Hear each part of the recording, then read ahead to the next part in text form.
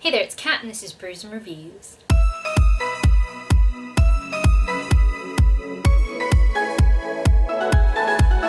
It's time for my May 2020 wrap up, and I'm not going to bore you guys with preamble because apparently this month I decided it was time to finally read things, and I read 20 books. Somehow. Not really sure what happened there. So I'm going to shut up right now and just tell you guys what I read.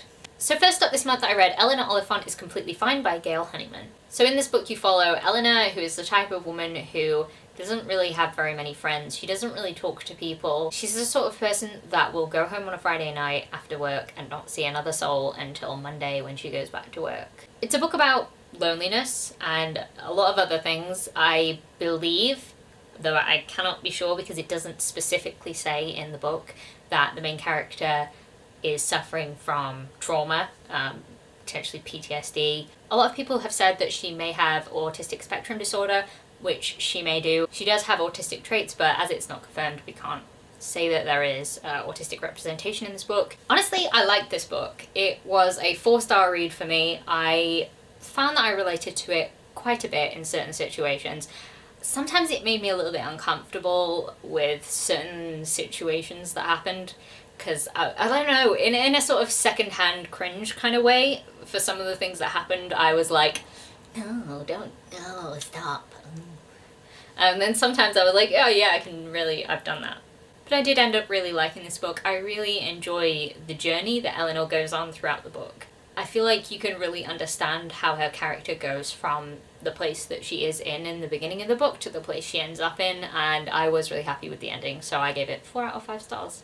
Next up I read Am I Normal Yet by Holly Bourne, and that is a book that so many people on BookTube have talked about, and I couldn't stop reading it once I'd started. There are a lot of trigger warnings in this book. I should say it's worth looking into the trigger warnings for this book on Goodreads. I'd have a feeling I would miss some of them if I tried to list them now, so it's a really good idea to go on Goodreads, because I know a lot of people have written the trigger warnings down there. There were so many relatable things about this book. I don't personally live with OCD, so obviously I can't experience those things, but there were so many situations that I just really related to. I cried a lot. I ended up staying up from 1 a.m. to read 90% of this book because I was reading it on my Kindle, and I was just like, oh, just keep going, and like, the turns that this book takes. It was a really good book. I ended up giving it 4 out of 5 stars, and I will say that my only negative for it is that I wasn't in love with the times that it tried to tackle feminist issues, and that's mostly because I found it a little bit preachy, and I think that might be because of the audience that it's aimed for. It's kind of a YA book. It is a YA book, and I think that comes across in the way that feminism is talked about. It's not my kind of preachiness, whereas I think there are ways to discuss feminism that are not quite soapboxy. It felt a little bit soapboxy for me, which is, I think, why I was not really a fan of those sections. But I did really enjoy the book, and I don't think that those sections detracted too much from it because there was a point to them. I just didn't quite like the delivery of it.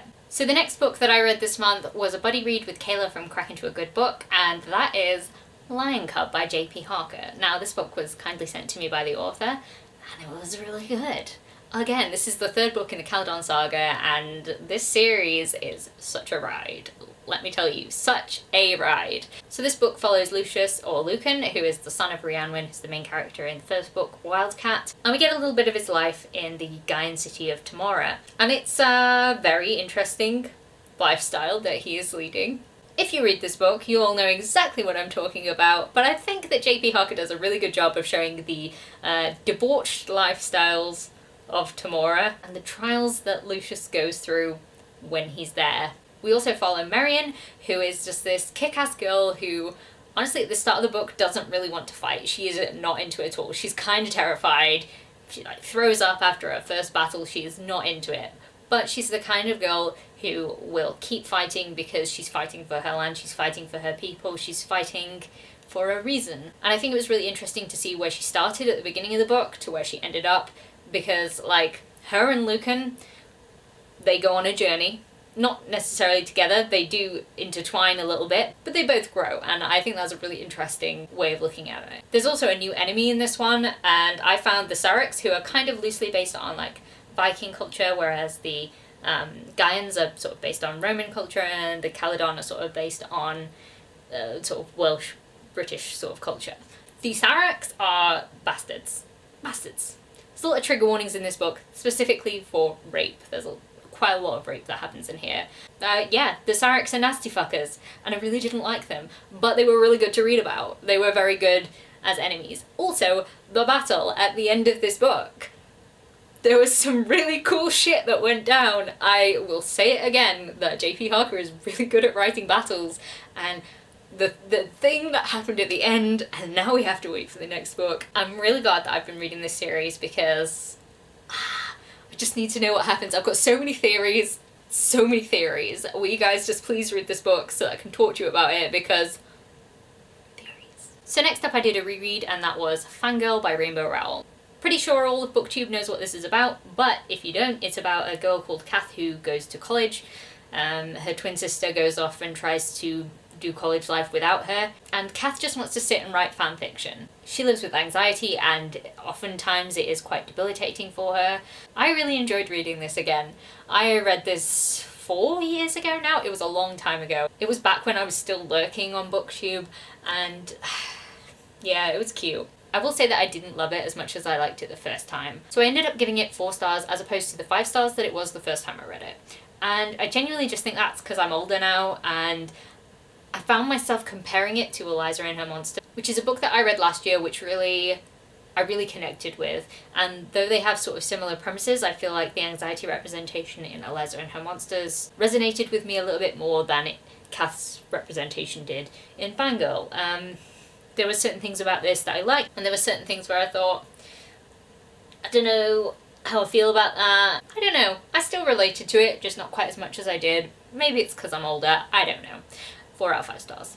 Next up, I picked up Ninth House by Leigh Bardugo. This, I have learned, is a very polarizing book. People seem to either love it or hate it, and I'm in the love it camp. I really enjoyed it. I liked how dark it was. Now, before I get into the plot, this book is dark as fuck and has trigger warnings for pretty much anything you can think of. I would definitely recommend going onto Goodreads and looking at the specific trigger warnings, and if there is anything on there that does trigger you, know that it's probably in there, and it's probably quite explicit. There are at least 3 instances of rape, and I think some of those are on minors. There is a lot of drug use, there is obviously murder, there is human, I don't know, mutilation, I guess. There's a lot of things going on in this book, so I would recommend that you go into a trigger warning. Don't look at this book and say, I like Leigh Bardugo, so I'm gonna like this book, because this is very different to Leigh Bardugo's other stuff. It just so happens that I really liked it because I kind of like dark shit as well. The main character is dealing with trauma in this book, and it firmly affects her narrative. So, like, if you don't want to read a book about trauma, you probably don't want to read this book. Now, personally, I found the societies in this book fascinating. Shits. They were all shits. Like, I hated them all. I kind of liked that I didn't really like any of the characters. Like, Alex I grew to like a little bit more, but she's still a bit of a dick. Same with Darlington. I kind of liked it because, well, the characters are kind of what you'd expect them to be. Dickbags. I really enjoyed learning more about the magic systems, and particularly the Greys. I found those absolutely fascinating. I really just want to know more, to be honest. I really enjoyed following the characters and sort of unraveling the mystery. But yeah, so I gave this one 5 out of 5 stars because I really got into it and I really liked the darkness of it. Just please be wary if you're going to pick this one up. It is a love or hate book. A lot of people don't like the representation of trauma. Just be wary if you're going to pick it up and try it, that there are lots of things that are not particularly nice in here. Next up, I read Angel Fall by Susan E. So this was a book that I honestly thought was going to be like a 2010s romance book. So we're talking Twilight, Hush Hush, all that sort of thing. I mean, I never read Hush Hush, but like, you know, it came out around that same time, I think. And I just thought, oh, is that going to be another one of those? I'll just read it, get on my TBR so I can see if I need to unhaul it or not. Because it's been on my shelves for a long time. And I really enjoyed it.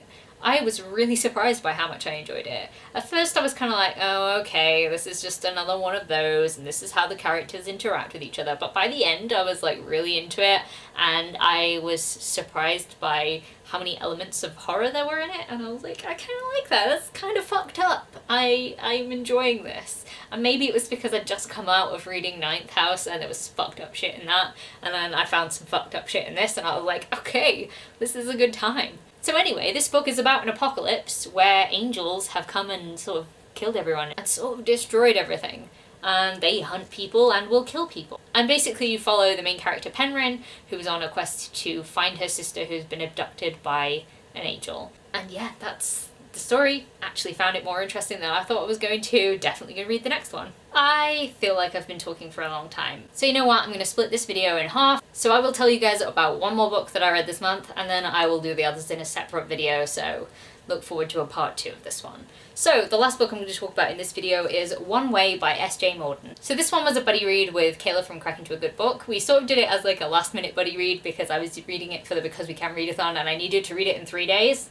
So we did like 100 pages a day, which was interesting. Anyway, in this book, NASA have teamed up with a private corporation because they need to build a habitation unit out on Mars. So the way that this corporation go about it is to use people who have been in prison for a certain amount of time and basically have no connection. They're never getting out of prison, so they're going to serve their life sentence on Mars. Now that in itself is quite interesting, but there is also a murder plot. Murder on Mars. They get to Mars and people start dying. And I was like, okay, this sounds so good. And it was okay. Yeah. The problem with this book was the expectation that the book itself set for me. Like, I was like, murder on Mars, yes! Prisoners, yes, we can have some dynamic characters. No, we didn't get dynamic characters. We actually rarely got to know any of the characters, which was really unfortunate because some of them could have been really interesting. Like, a lot of them had done various different things, a lot of them were murderers, including the main character. So the interesting thing about this book is I was expecting it to either start on Mars, maybe start with like the first murder and then like work backwards from there. This book starts with recruiting people from prison and there's like 100-page training montage. And it's long.